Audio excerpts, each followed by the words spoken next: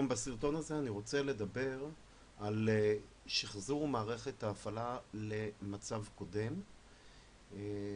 למעשה זה אחת הפעולות הראשונות שצריך לעשות כאשר מתקינים מחשב,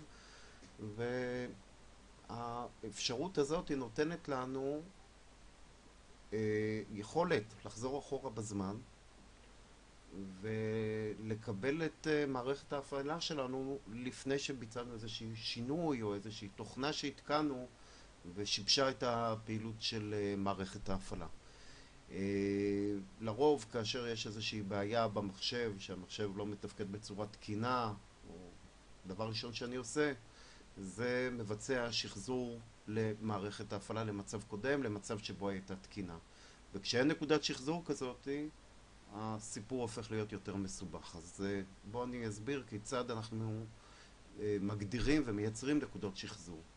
ניגש לקומפיוטר, קליק ימני Properties, וניגש ל-Advanced System Settings, ניגש לאפשרות שנקראת ללשונית System Protection, וב-System Protection יש לנו שתי אפשרויות למטה, Configure ו-Create.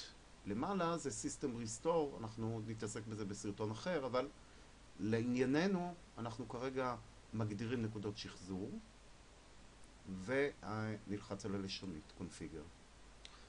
כן. ב-Restore Settings אנחנו בוחרים באופציה הראשונה, ובדיסק ספייס לצורך נקודות השחזור אנחנו יכולים לבחור איזה אחוז משטח ההארד דיסק ישמש אותנו לצורך השחזור. ככל שההארד דיסק יותר גדול, ניתן להגדיר נקודות המחשב יכול לשמור נקודות שחזור רבות יותר. כעת מה שנעשה זה נגדיר משהו כמו 5%, אני נוטה להגדיר 5% מנפח הדיסק לצורך פעולות שחזור.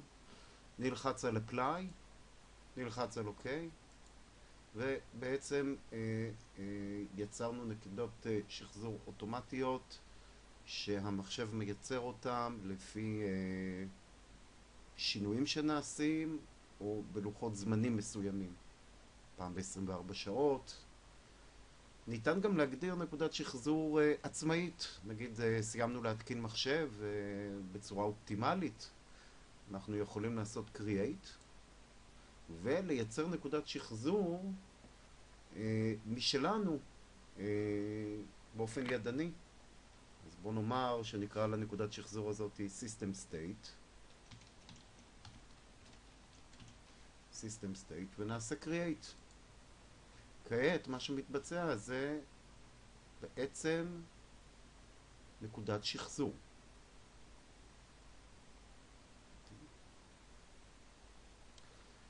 חשוב לציין דבר אחד מאוד מאוד חשוב, שאת האפשרויות לייצר נקודות שחזור אפשר לעשות גם בווינדוס 8, ווינדוס 10, בכל הגרסאות, אפילו בגרסת XP,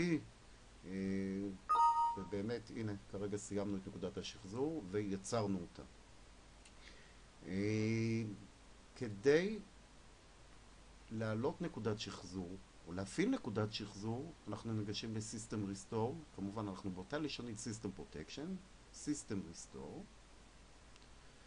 ואנחנו יכולים או ללכת ל-Recommended, נקודות שחזור אוטומטיות שהמחשב יצר, או להשתמש אפילו בנקודות שאנחנו ייצרנו באופן ידני, עצמאית.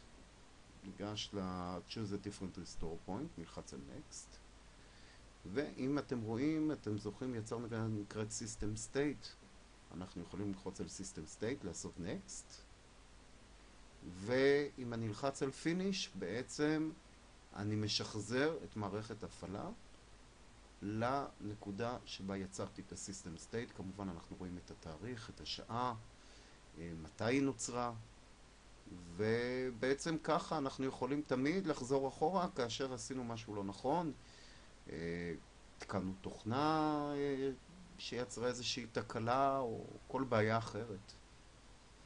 וזהו, זה בעצם הסיפור של System Restore.